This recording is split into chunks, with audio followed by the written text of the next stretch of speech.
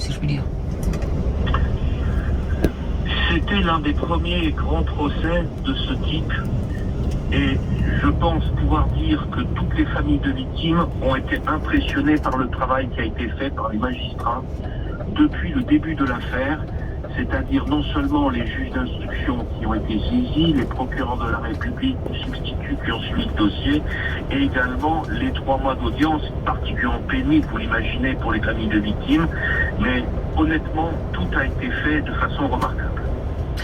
À plusieurs Il n'y a reprises. rien d'autre à dire. Très bien, on a bien entendu.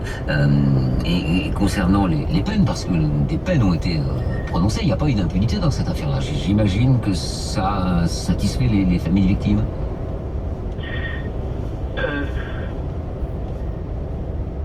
Vous savez, enfin, je ne l'ai pas dit, mais je suis avocat de métier, et donc j'ai une certaine expérience des décisions de justice. Bien sûr.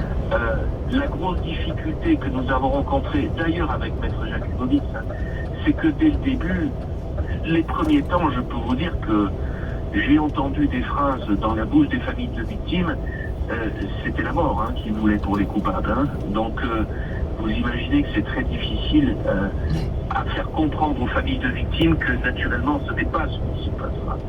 Et que... Ça reste un homicide involontaire. Ouais. Pardon ? Ça reste un homicide involontaire. Ça reste un homicide involontaire, exactement. Mais